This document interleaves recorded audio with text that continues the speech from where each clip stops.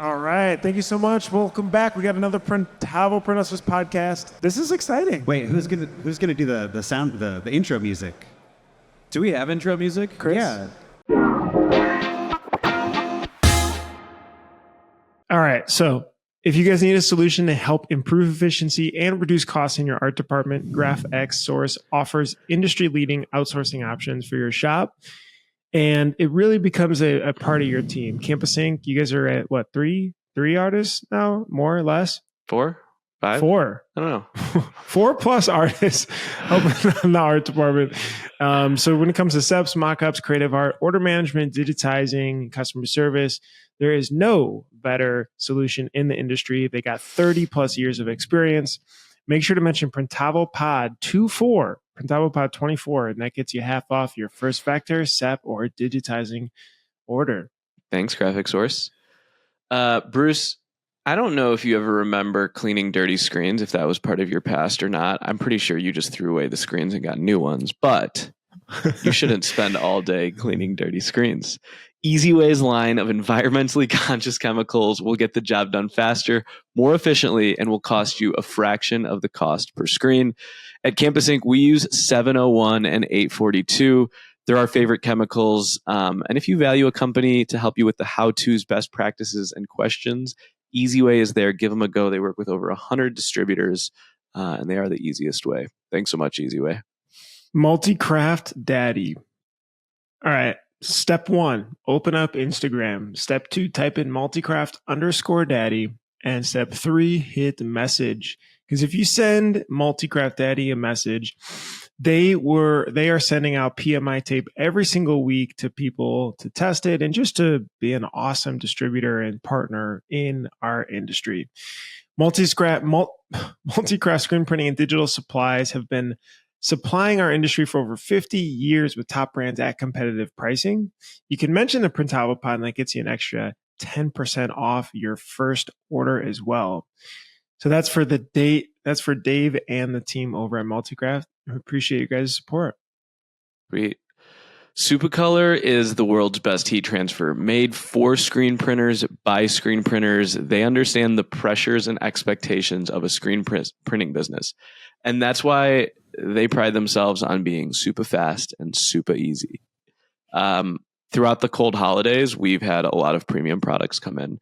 And there's nothing I trust more than using a Supercolor transfer on a North Face jacket. Yep, that's right.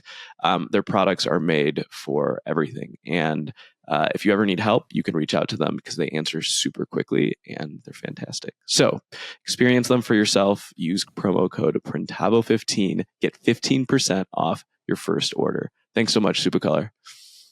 No, what if you guys have to do it? You gotta do like acapella. Like, come on, make it exciting. Bruce has to record our intro like 6 times every episode. So I'm pretty impressed that we've made it this far. What's up, Printavo and Print Hustlers? Welcome back! Well done. Oh, wow. That's nice. We got attention. This is a really cool episode. We've got 2 different shops up here, and we're going to talk about why and get into all of these different nitty-gritties around that. We've got Thrive, we've got Night Owls, we've got Rob, we've got Eric and Val, both friends from different worlds, Arizona, Texas. Why are you guys here together? Well, Robert and his brother Bryce and the folks at Thrive were very kind to make an offer to acquire Night Owls. And we said yes because it was the right decision to do for us. So we are now no longer Night Owls. It's all Thrive now. I see the t-shirts. See the t-shirt, yeah. The industry knows Night Owls as probably the best water-based shop in the country. I don't know if there's anyone that can compete with them. Agreed. And educator. Yeah.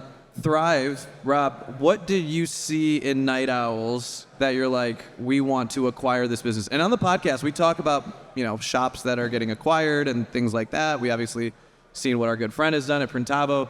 What did you see in them? Maybe you could brag about our friend Eric for a second. I think before you do that, which you shouldn't, I think it'd be helpful to know, like, Robert doesn't come from screen printing. And so I think even talking about that a little bit is like a really interesting story, even just stuff that we learned recently.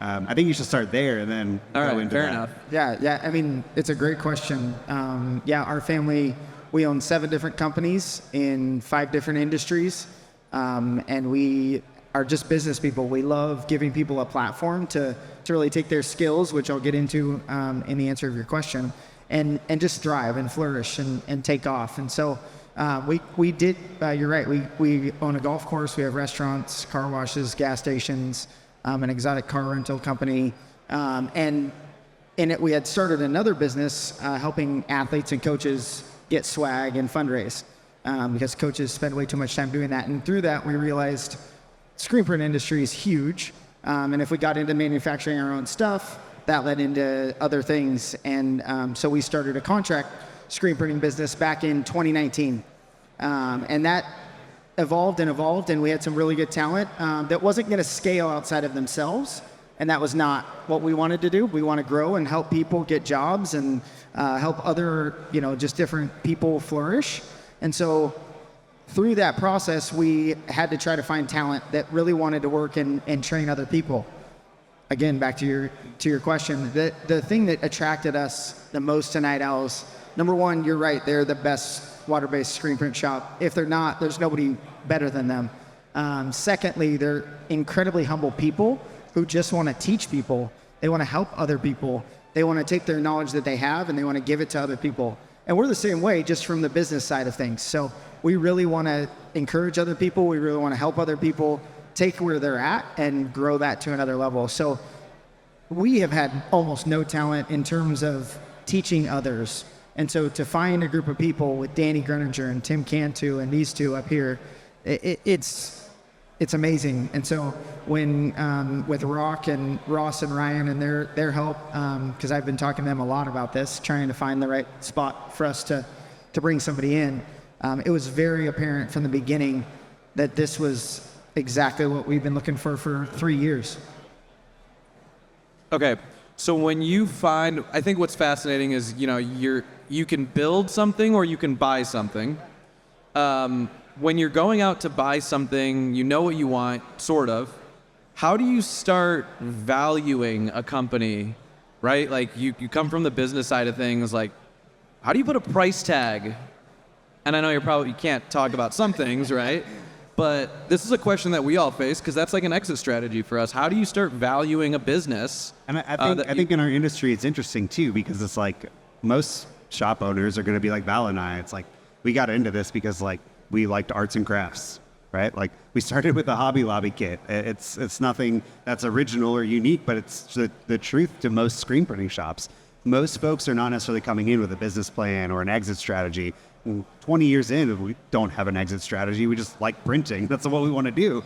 And so like having to be faced with those questions of like, what is our value? And as a print shop, there's so much more that goes into it than just like the equipment that we have, right? Like the building that we have. And I think that, I don't know if you guys see this, but I see it coming, that there's going to be a lot of print shops that are folding, like, or kind of reorganizing, merging. And that's always the topic. And I'd love to hear Robert's kind of thoughts on it because he has a much more CFO-minded brain. But like that conversation is tricky and no one wants to hear that their shop has no value, but it's unfortunately true. Yeah, I think coming to the valuation is very unique.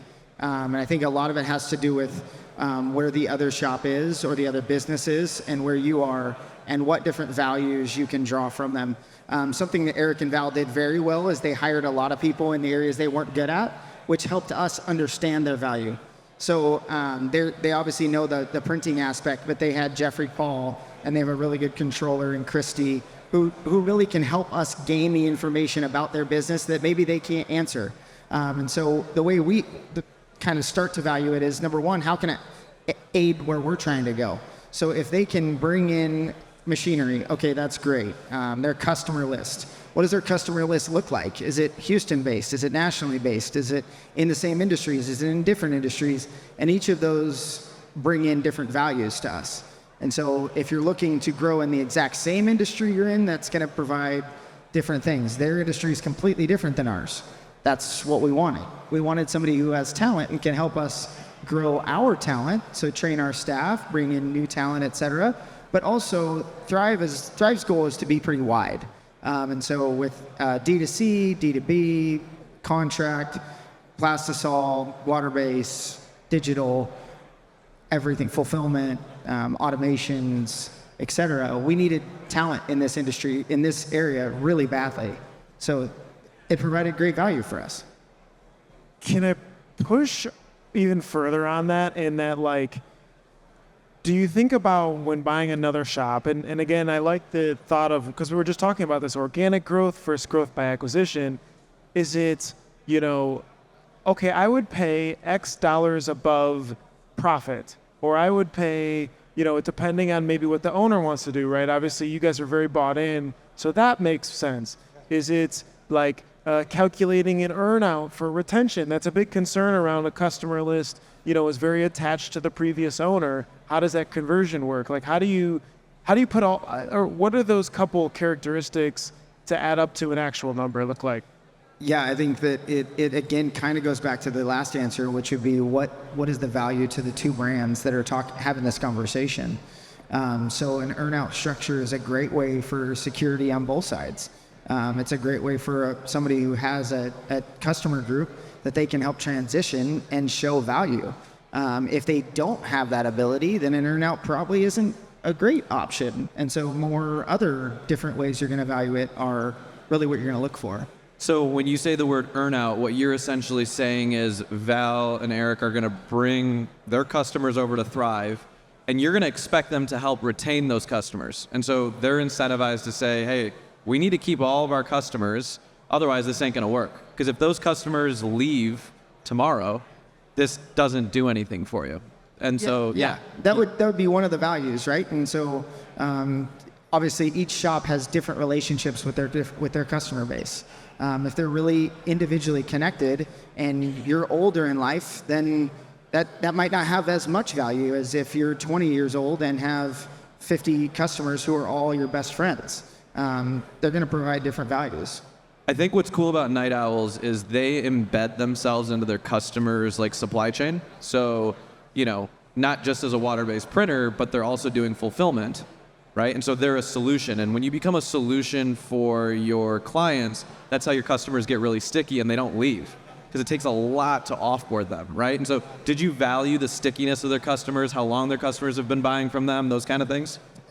Absolutely. That's a great way of looking at it. And our shop, we have a lot of automation and a lot of fulfillment and different technologies that we can add to their customer base. So yes, to speak to that, they absolutely provided value to us in the way they are a solution. It's the structure we had set up, and so they can kind of plug into our structure with the solution they already created, and it really does match perfectly. And so, sorry, if you're a shop thinking, okay, how am I going to sell my business 10 years from now? You want to be thinking about, how embedded are my customers so that if I walk away, someone else can take this over. If you walk away and your customers walk away with you, your business has zero value, right? You have to be able to kind of create some distance a little bit, if you will, which I think is really interesting. And with this deal, I mean, we very much were the opposite of that, but it was very, very clear and very important to Val and I that we love what we do. We want to keep doing it. This is not this is what is it, a sunset deal, right? Where we're going off and hanging out on an island. These big words you're using. Look at me reading a business book. Ooh, Eric MBA. But it was very important to us that we were involved because, again, it's we love what we do. And when we were approached and started having these conversations with Robert and his brother Bryce and the other folks from Thrive, it was very, very much we don't necessarily need to do this, but there's a lot of synergies, there's a lot of opportunities to get us to levels that we will never be able to get to. And quite frankly, just taking a step back from a personal level, it's just well, you mean that we get to continue doing what we like, but we don't have to do what we don't like anymore, and we still get to make cool stuff? That seems like a winning combination for everyone. And so really we approached it from that way. But I think that if we didn't have kind of that interest and we just wanted to walk away, I don't know if Nite Owls would have been as valued. I don't think there would have been a value to it, to be honest. How do you guys think about the cultural differences? And everybody runs their shop in a unique way and kind of has a expression, I think, of them in the business, and are going to be very different side to side.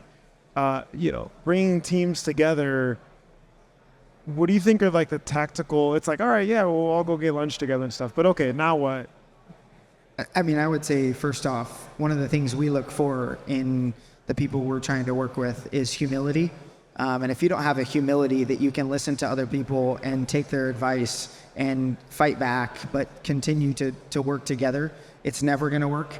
And so they have that in spades. If you look at Tim, if you look at Daniela, if you look at Danny, if you look at all of these guys, Zane, etc., they all want to be great, and they know, hey, I'm great at this, I'm not so good at this. And so we can work together as a team. We talk about ourselves as a football team a lot, and the offensive coordinator doesn't necessarily tell the defensive coordinator what to do, but they work together as a team. And that's exactly how we approach this. I don't know near as much about ink as Val does. I never will.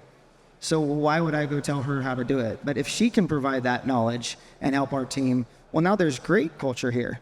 And so whether we have the same backgrounds or different futures or whatever it may be, if we all have a common goal, then we can have great culture, for sure.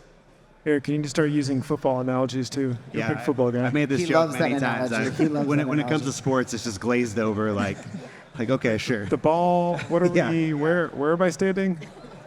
But no, I mean, to that point, it's also, it's one of the things that makes this deal very exciting for us is like Robert and his team are great at building and running businesses, and Val and I and our team are great at actual production and production planning and getting that done. And so it's like, again, we get to focus on what we actually love, and I don't have to worry about, HR, I don't have to worry about admin, I don't have to worry about, do I have enough money for payroll this week? Like that's not stuff that necessarily concerns me anymore, right?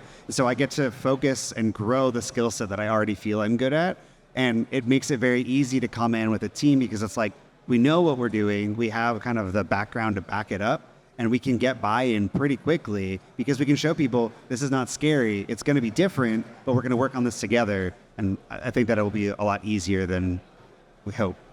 So like change management is a very intense thing. There's a lot of emotions. It's very uncomfortable. And obviously, you want things to go perfectly, but as we all know, nothing will go perfectly, especially the fact that you're across different states, different generational differences, different cultural differences. Do you guys have a plan for not when things go right, but when things go wrong? Like, what happens when you butt heads and Eric's like, nah, that's lame. Sorry, gas stations and golf courses, that's kind of lame. Like, we print cool shit here. What happens, because now, Eric's an employee, right? But he's also got, and Val, they have years of tribal knowledge. Have you thought about what happens when you do butt heads and have arguments? Yeah, absolutely.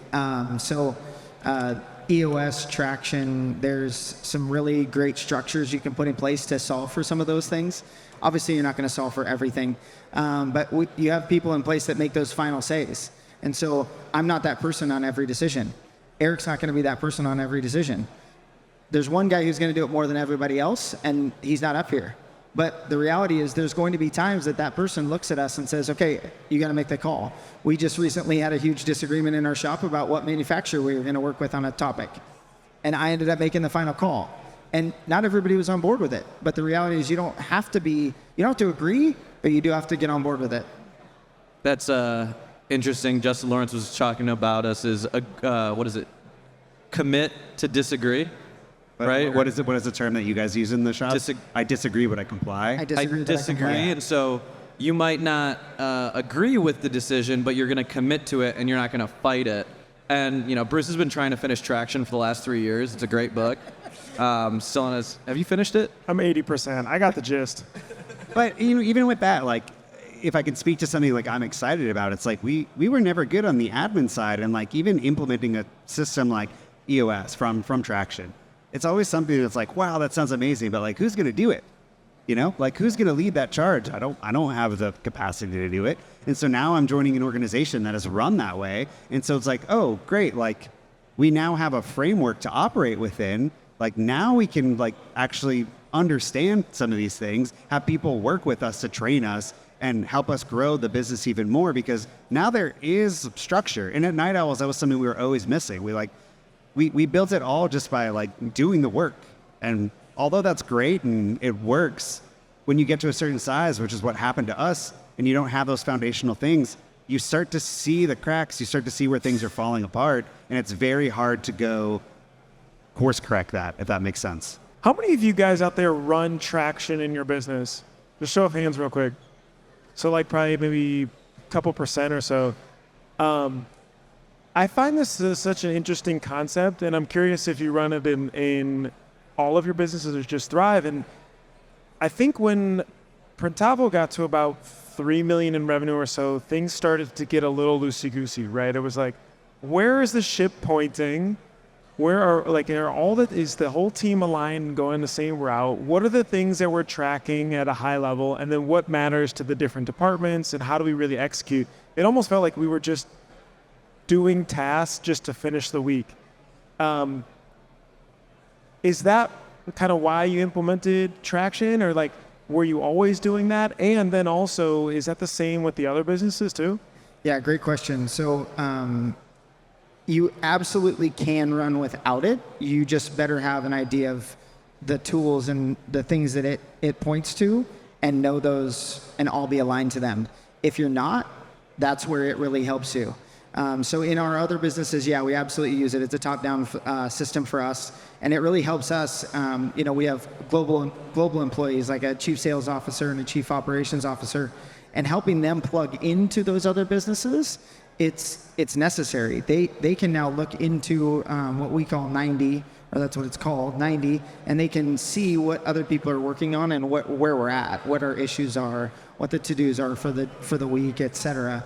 And they can be aligned very well. So if you're working on a structure that's top down so that everyone can be aligned, and like you said, pointing in the same direction, then yeah, it's mandatory. And you kind of have to make that call on your own. I don't think it's necessarily something you have to do from day one, but when you start to kind of get a little off from each other, it's very much so time, and you're probably 6 months too late. And you guys, we all talk a lot about training staff and, getting people aligned with the vision and the goals. But like Steven, when you start implementing a management layer, right? And then back to Bruce's point of like, when you get to about 3 million, there's stuff at $3 million that like you were doing at $1 million, but you're not really covering it up as well anymore. And it just gets worse and worse, right? And so when you have a system like EOS that you're implementing, it helps provide that management training. And again, that was stuff that we were never good at, because we were, for the past 5 years, just growing at a substantial rate. And I needed to focus on just like trying to stay afloat, keeping that growth going, keeping customers happy. And I know we failed in the implementation of like management training, or just like proper training for a lot of things. And it's not that we did anything wrong or bad. It was just outside of our capacity. And again, we didn't have the tools that we needed to build that. Rob, you guys run traction. We run traction. And in fact, I am not disciplined enough to run it. So our CFO runs it for us and runs our LTED meetings and keeps us accountable. And we spend a significant amount on a coach to come in and teach us it, because, again, it's like going to the gym. You need to hire a trainer a little bit. Rob, your company, it seems like the family business has had a lot of success. And I guess, like, what are you most nervous about? What are you most nervous about? Like, I would say what makes me the most nervous is not executing on what I say I will for other people. And so I have a huge goal in my life to just make as many other people's lives better, because I've been blessed, my family, my faith. I'm beyond blessed in every way possible. And so I would say that it's simply not executing what I say I'm going to execute for the people I say I'm going to execute it for. Cool. And then Eric and Val, what are you most nervous about? If Thrive ever says, Eric, Val, we want to move to Plastisol, is that what you're most... it's already... that's a non-negotiable. It's already happening. Val doesn't like public speaking, which is funny because she's up here. So, but quite honestly, the transition from going to an owner to an employee is like pretty tricky. Thankfully, again, everyone at Thrive is awesome, and we get to keep working with our friends, so that helps a lot. But simple human stuff. Imposter syndrome. Am I going to be able to do what I say I can do? We built this thing. yeah, like we built this thing and we feel we're like pretty good at it, but now it's like, okay, we got to start it from scratch almost, and we have 20 years of knowledge, which is awesome. Is it going to be applicable to this moving forward? Eric, is it a shot to your like being owner to now being an employee, right? Like Bruce went through it, now he surfs all day. But you're actually going to have to work. Is that a shot to your ego a little bit? Did that happen to you of like, oh, I'm just an employee now? Nah, but it also doesn't feel that way. I mean, like, I'm very much, and Val is as well, but like, we're very much a part of the big day-to-day decisions. I mean, you know, we're being looked at as like, you're experts in this field. Just keep doing that. So it makes it pretty easy. But where it gets tricky is like, you know, being an owner, you can make fly decisions and just make calls left and right. It's like, I have to check in with Robert, like, what hotel can I stay at? It's like, it's silly things, but it's like, it is it is a transition. And so it's like, I'm probably going to do the wrong thing very, very quickly and have to say sorry, but we'll figure it out. I don't know. Like, Do you think? I mean, there's been an incredible story, and we've had you guys on at Night Owls at different points. I feel like of the story, a lot of big wins. We asked Culture Studio before, you know, the same question of going back on that journey. What do you think off the top of your head would be things that, like, man, I wish we would have done this sooner, hired this sooner, or like stepped out of that, or didn't buy this? I don't think we have any like regrets on purchases or like things like that. For me, I think it would be to have found a way to remove myself from the day-to-day a little bit earlier. But that's a personal thing. I have a hard time letting go of control, Eric can tell you. So that would have been mine for sure. When? Like at what size do you think? From the start. Eric can speak to that a little bit better. No, I think, I mean, you know, we, as a small business owner, you make sacrifices, and it's just like, it's what you believe in. It's like you do these things because you know it's going to help you get to the next level. And, you know, one of the things that was cool, what we did is like we built this very specific niche model that we existed in. But that also comes with the drawbacks of it being a very specific niche model. And so it's like, you know, to replace Val, there's not many people that have those skills. I mean, Danny's right there.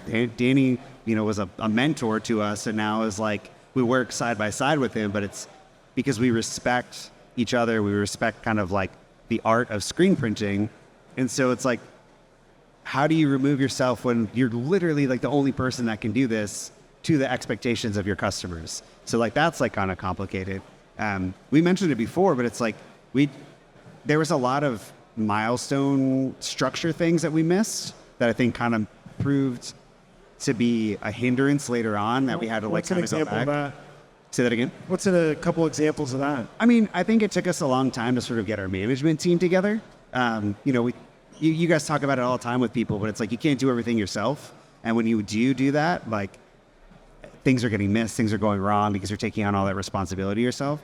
So it did take us a little bit to sort of get the right people in the right seats. And then, you know, even from there, it was like I mentioned earlier, people, especially in Night Owls, people were put into positions that they gladly like accepted and agreed, but it was very much just like, here's the end goal. There's no roadmap, figure it out, right? And so it's like you're putting someone in this position with incredible pressure and stress.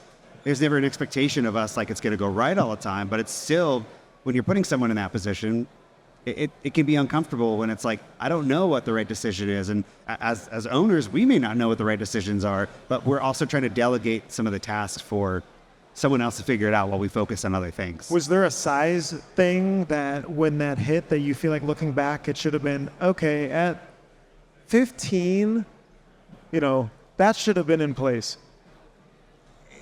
Yeah, I don't know if there's like a direct number. I mean, I'm sure you guys have information for that, but for us, it was always just like, we just kept growing organically. And like oftentimes, like when we would run into situations, we would almost throw people at the situation. And like in hindsight, that maybe that wasn't the best, because it was like you have people that maybe are being fully utilized, or you're not holding them accountable or to any expectations. And then it's hard to go back and be like, hey, like, can you clean this up? Like there's X, Y, and Z that we feel we're missing. And they're like, but I've been doing this for 2 or 3 years. You've never said anything. Why now? And so I don't know if there's particularly a number. I think it's probably something that should have been from the beginning. But if you look at our growth trajectory, it wasn't like rocket ship. It wasn't a Ryanette deal. But, in like the past 4 or 5 years, we basically grew revenue $1 million every year. And we're just clinging to life, trying to figure out how to like roll with it, basically. I was going to talk a little bit about like shared resources, right? So some of the things that you talked about briefly, whether it's HR or marketing or all those things, Eric, what are the things that you're looking forward to most that Thrive has in their infrastructure that you'll be able to rely on? Like we even talked about like Instagram marketing. Yeah. Like things like that. Totally. What are the things you're most excited about? So again, like we very much bootstrap Night Owls, right? I have no idea what we're doing half the time. And so it's like, if Jeffrey was here, he would be rolling his eyes so much at me right now. But he and I like will get into hour-long battles about budgets. And I think budgets are useless because I'm like, if I need to buy something, but it's outside of our budget, I'm going to go buy it anyway. Right. So like, but I am genuinely excited coming into Thrive and like working on that and figuring that out. The other thing that's like cool. And I think, again, this is a very industry specific thing.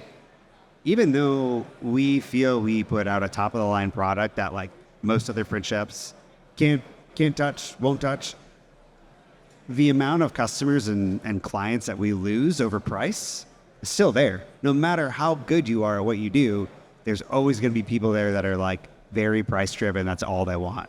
And so being able to work with Robert and the sales team and the finance team, and when we get into those situations, being like, how do we make this work? It's not up to me anymore just to figure it out, which is especially exciting. I have no finance background. I can see I have $100 in my bank account. That's how much money I have to spend. Right? So like being able to work with a team and have them come and help us like come up with creative plans and everything from, what does this program look like to this fulfillment issue? Like, I think that's going to be huge, and it's going to allow us to be more flexible and be able to take on more, which is ultimately what we want to do with the facility that we're building in Arizona. Rob, coming from other businesses, what's the most fascinating part about the screen printing industry that's drawn you closer to it? Because we're a weird bunch. Well, I'm not real normal, so I'll start there. Manufacturing is a ton of fun to watch. First day I walked into a shop, it was really dirty and had all this weird stuff in it, like glass shower doors, and I was like, what is this? I don't understand.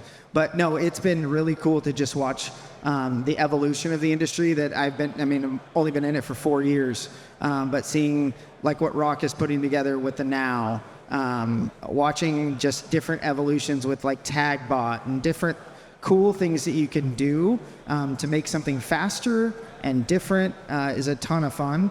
The other thing I will say is it's an industry that impacts everyone in the world. T-shirts aren't going to be recreated. They're not going to all of a sudden one day wake up and T-shirts are gone. Hopefully not for some of us. But it is something that we can just continue to grow and impact more people. It's awesome. I'm excited to see what happens. We should do like a 1-year update of in between. I think what's interesting, Rob, we were talking ahead of this, and I was like, how's the show for you guys this year versus last year, right? Like, I didn't know who Thrive was last year, and now you're on the map. How does it feel? Did you expect this to happen? Are you surprised by all this? Yeah, first off, when you hang out in the rooms with the Danny Greningers and the Eric and Val Solomons, it becomes very apparent that you're around some special people, some people who are changing the game. Whether I'm there or not, these three are rock stars. And then you add the people that they've added to their team. Absolutely. So did I expect it? On a level, yes. Not because of anything we're doing, but because of them. It's pretty cool. We genuinely just want to make an impact. We want to make a difference. And so it's been fun. Definitely different than past years. You're right. Yeah. Are we changing the name? Thrive Owls? Owls who thrive? I think we're going to Daybirds. Daybirds. I have no idea. All like one of the crazy things with all this is Robert is insane. Meaning it's all true. Of this is happening very, very quickly, and it's kind of awesome because it's not getting bogged down in anything bureaucratic. It's just like, let's go. We'll figure it out. We're going to make mistakes. It's okay. Let's figure it out. Are you allowed to call your new bosses insane? Day one? Well, I am, so Yeah. it's fitting. I was asking Bruce. That was struck in my contract. Can't do that one. I just looked out at Scott. He just shook his head real quick. Just, no, don't say that. Don't say it. Well, I think for us watching it, it's really cool to see in real time.